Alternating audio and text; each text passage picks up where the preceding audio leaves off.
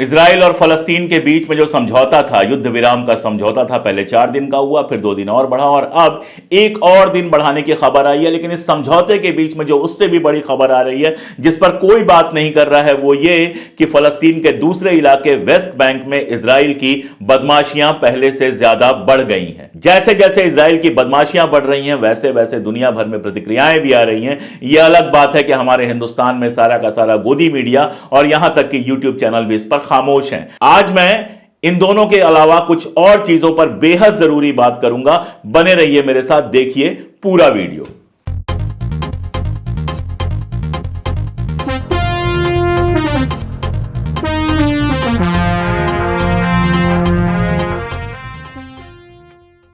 नमस्कार। फलस्तीन इजराइल युद्ध पर लगातार हम अपडेट्स दे रहे हैं। आपको पता है, पिछली बार हमने बताया था कि जो ट्रूस है, उनके बीच में जो समझौता है, युद्ध विराम जो है, वो कुछ दिनों के लिए बढ़ा दिया गया था। पहले 4 दिनों के लिए बढ़ाया गया, फिर 2 दिनों के लिए बढ़ाया गया और अब यह खबर आ रही है कि 1 दिन के लिए और बढ़ाया गया। इसके साथ ही कई और अपडेट्स हैं। आज के वीडियो में उन सारे अपडेट्स के बारे में मैं आपको बताऊंगा, लेकिन सबसे पहले जरा याद दिला दूं उन लोगों को जो मेरे हर वीडियो पे आके ट्रोल करते हैं और कहते हैं कि इजराइल ने यह सारा खेल नहीं शुरू किया, यह खेल शुरू किया हमास ने। मैं आपको ले चलता हूं 2014 में, 2014 में, यानी तकरीबन 9 साल पहले। यह दृश्य आप देख रहे होंगे। आपको लग रहा होगा इसमें क्या दिक्कत है। पहाड़ी पे इजरायली बैठे हुए हैं, चिप्स खा रहे हैं, कोल्ड ड्रिंक पी रहे हैं और इंजॉय कर रहे हैं। लेकिन ये किस चीज को एंजॉय कर रहे हैं? इस वीडियो में सबटाइटल्स देखिए और आपके समझ में आएगा कि ये किस चीज को एंजॉय कर रहे हैं। And you can see another rocket going in from Israel, slowly making its way, presumably a precision-guided missile coming into the northern part of the Gaza Strip, and it seems as though the bombardment has been very much in Beit Lahia. Now, the sound that you are hearing here, we're on the top of a hill, and I think you can probably see there are lots of Israelis gathered around who are cheering when they see these kinds of Israeli strikes. And it is an astonishing, macabre and an awful thing really to watch this display of fire in the air. But really it is what is going on in the ground, Wolf, that is significant. जी, 2014 में गजा के ऊपर बाकायदा मिसाइलें गिराई जा रही थी। Israel missile गिरा रहा था और इजराइल के नागरिक पहाड़ी पर बैठकर उसको ऐसे देख रहे थे, एंजॉय कर रहे थे, कोल्ड ड्रिंक पी रहे थे, चिप्स खा रहे थे, तालियां बजा रहे थे, ठहाके लगा रहे थे, जैसे आप क्रिकेट मैच देखते हुए करते हैं। जैसे उनके लिए कोई एक खेल हो ये कि गजा के अंदर गिरते हुए रॉकेट वहां के मकान तबाह कर रहे हो, वहां के शहरियों को तबाह कर रहे हो, वहां के बच्चों को मार रहे हो, वहां के अस्पताल को तोड़ रहे हो। यह सारा कुछ देखना इजरायलियों के लिए खेल रहा है। और मैं तो हर बार बताता हूं, लेकिन बताता ही रहूंगा कि यह खेल आज शुरू नहीं हुआ है। यह खेल शुरू हुआ है 1947-48 में। यह जब मैं वीडियो बना रहा हूं तो आज तारीख है 30 नवंबर। 29 नवंबर यानी 29 नवंबर 1948 को यूएन ने, संयुक्त राष्ट्र ने बाकायदा पूरे उस इलाके को 2 हिस्से में बांटा था। 55% इजराइल को दिया था और 45% फलस्तीन को दिया था।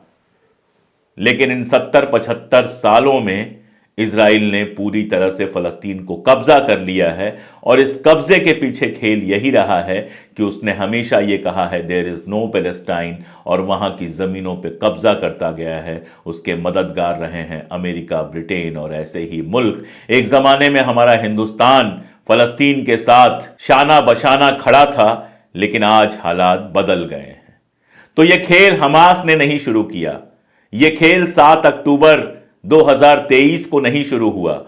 यह खेल 1948 से शुरू हुआ था, जिसका एक हिस्सा मैंने आपको दिखाया कि कैसे 2014 में भी गाजा के ऊपर हमला किया गया था, जबकि कोई प्रोवोकेशन नहीं था और इजरायली नागरिक बाकायदा उसको एंजॉय कर रहे थे। इस बार भी जो ये ट्रूस आपको दिखाई दे रहा है, जो समझौता दिखाई दे रहा है, इजराइल कोई एहसान नहीं कर रहा है।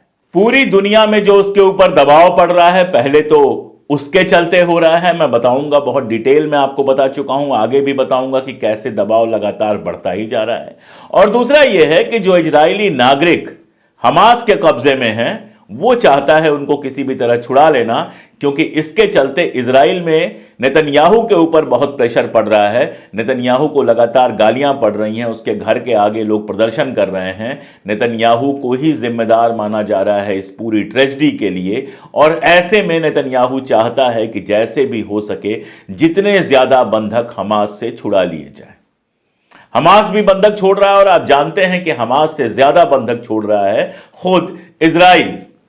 लगातार इजराइल भी बंधकों को छोड़ रहा है, और इससे सारी दुनिया को अब पता चल गया है। हम लोग जब पहले कहते थे तो कोई मानता नहीं था कि हजारों फलस्तीनी इजराइल की जेलों में बंद हैं। कोई पत्थर फेंकने के लिए बंद है, कोई नारा लगाने के लिए बंद है। उठा उठा के लोगों को जेलों में बरसों से रखा गया है, बिना मुकदमे के रखा गया है, और ये ज्यादा बड़ी कार्रवाई है। जो लोग छोड़े जा रहे हैं उनमें ज्यादातर यंग बच्चे हैं। मैंने कई बच्चों की कहानी आपको पहले सुनाई है। आज मेरे पास कहानी है मोहम्मद सल्हाब तमीमी की। यह बच्चा 18 साल का था जब इसको उठा लिया गया और पत्थर फेंकने के इल्जाम में इसको गिरफ्तार कर लिया गया। कोई साल भर बाद छूटा है, और जब पुलिस इसको छोड़ने आई, आईडीएफ इसको छोड़ने आई, तो इसके घर के बाहर इससे कहा गया कि अपने दोस्तों से कह देना कि अगर ज्यादा जश्न मनाया तो तुमको फिर से गिरफ्तार कर लिया जाएगा। ये हालात है। रिहाई तो करनी पड़ रही है, लेकिन चाहता नहीं है इजराइल की जश्न मनाया जाए और दुनिया देखे कि किस तरह से इजराइल लोगों को बंधक बना के रखे हुए था। इस बच्चे ने बहुत डिटेल में अपनी कहानी सुनाई है कि इजराइल के जेलों में क्या क्या होता है। और ऐसा एक बच्चा नहीं है, ऐसे हजारों बच्चे हैं, 16 साल के, 18 साल के, 19 साल के, जिनको छोटी मोटी चीजों में गिरफ्तार करके बरसों से जेल में रखा गया है। लेकिन इजराइल तो इजराइल है। अगर आपको लग रहा है कि वो झुक गया है, तो दरअसल आप खबर को ठीक से देख नहीं पा रहे हैं। हिंदुस्तान में तो हिंदी में खासतौर पे जो यूट्यूब चैनल्स इजराइल और फलस्तीन पे वीडियो बना रहे हैं, वो तो लगता है सिर्फ इस्लामोफोबिया फैलाने के लिए फैला रहे हैं। सिर्फ ऐसा वो दिखा रहे हैं जैसे मुसलमान सारे के सारे अत्याचारी थे, इजराइल तो बड़ा देवता है। लेकिन मेरे वीडियोस देख के आपको पता चला होगा, मेरी कोशिश होती है कि हिस्ट्री से लेके अभी तक जितना कुछ हुआ है वो आपको बिल्कुल जैसा है वैसा बताऊं। तो हालात ये हैं कि यहां जहां आप कह रहे हैं हमास ने हमला किया था इसलिए सारा कुछ हुआ था गजा में, यहां तो इजराइल मजबूरी में फलस्तीनियों को छोड़ रहा है, रिहा कर रहा है, लेकिन इसका बदला ले रहा है वेस्ट बैंक में। जो लोग नहीं जानते हैं उनको मैं बता दूं कि जो फलस्तीन बचा हुआ है थोड़ा बहुत, वो दो हिस्सों में बचा हुआ है। एक तरफ गजा पट्टी है और दूसरी तरफ छोटा सा इलाका है वेस्ट बैंक का। गजा पट्टी में तो हमास की चलती है, लेकिन वेस्ट बैंक में पैलेस्टीनियन अथॉरिटी है। वही पैलेस्टीनियन अथॉरिटी जिसके नेता यासर अराफात हुआ करते थे, जो हिंसा की नहीं अहिंसा की बात करती है। वहां से ना तो कोई हमला हुआ, ना तो कोई बम छोड़ा गया, ना ही कुछ हुआ। लेकिन यहां जब हमास के प्रेशर में लगातार इजराइल को फलस्तीनियों को छोड़ना पड़ रहा है, रिहा करना पड़ रहा है, तो इसका बदला ले रहा है इजराइल निर्दोष वेस्ट बैंक के लोगों से। सैकड़ों लोगों को गिरफ्तार किया गया है, सड़क चलते बच्चों को मार दिया जा रहा है। यह जिस बच्चे की तस्वीर आप देख रहे हैं, इसका नाम है अदम अल-घोल। मेरे बोलने में गलती हो सकती है, मैं बार बार कहता हूं कि अरबी नामों का सही उच्चारण मैं नहीं कर सकता, आप स्पेलिंग देख लीजिए। इस बच्चे की उम्र का अंदाजा लगाइए, मैं कुछ नहीं कह रहा आपसे। इस मासूम बच्चे की उम्र का आप अंदाजा लगाइए, 9 साल। सिर्फ 9 साल का बच्चा है। ये वो उम्र है जिसमें हमारे आपके बच्चों को कुछ पता नहीं होता है। दिन भर खेलते हैं, कूदते हैं, स्कूल जाते हैं, आते हैं, टीवी देखते हैं, चिप्स खाते हैं, खाना खाते हैं, सो जाते हैं। जिनको दुनिया की ऊंच नीच से कोई मतलब नहीं होता, जिसको दुनिया की सारी बलाओं से बचा के हम रखते हैं। इस 9 साल के बच्चे को वेस्ट बैंक में जब वो खेल रहा था मार दिया गया और गोली मार दी गई।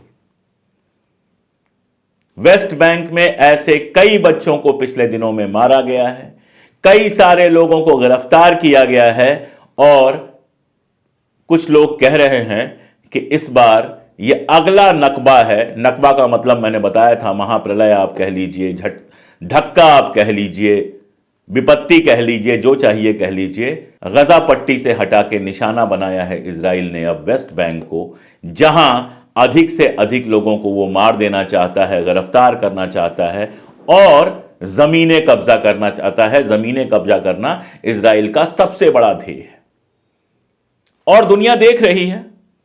जो बड़े बड़े हमारे अमेरिका और बाकी सारे देश हैं वो खामोश देख रहे हैं, लेकिन साथ में उन्हीं मुल्कों में आवाजें भी उठने लगी हैं। अमेरिका की जो इंटेलिजेंस कमेटी है उसके चेयरमैन हैं वार्नर साहब, सीनेटर हैं, हमारे यहां जैसे एमपी होता है वहां सेनेटर होता है, सीनेटर हैं और अमेरिका की राजनीति में उनकी काफी दखल है। उन्होंने कई बयान जारी किए हैं, कई सारे इंटरव्यूज अलग अलग जगह दिए हैं और उन बयानों में साफ साफ कहा है कि इजराइल की दुनिया भर में किरकिरी हो रही है। अब दुनिया बहुत साफ देख पा रही है कि इजराइल दरअसल ऑपरेसर है, इजराइल फलस्तीनियों के ऊपर जुल्म कर रहा है और जितनी तबाही उसने फलस्तीन में मचाई है उसके बदले में फलस्तीन को फिर से, गजा पट्टी को फिर से आबाद करने के लिए इजराइल को सारे पैसे देने चाहिए, इजराइल को खर्च उठाना चाहिए। अमेरिका की सीनेट में ही बहुत सारे सेनेटर जो हैं वो ये नारा लगा रहे हैं, वो इस बात के लिए सड़क पर हैं कि यह युद्ध विराम लंबे समय तक बढ़ाया जाना चाहिए। इजराइल को यह इजाजत नहीं दी जानी चाहिए कि वो अपने बंधक छुड़ाने के बाद गजा पट्टी या वेस्ट बैंक पर दोबारा से कब्जा करने की कोशिश करे। यह सब तो अमेरिका में हो रहा है। स्कॉटलैंड एक बड़ा छोटा सा मुल्क है, बड़े लंबे समय तक आजादी की लड़ाई उसने लड़ी है। स्कॉटलैंड से लगातार आवाजें उठ रही हैं इजराइल के पक्ष में।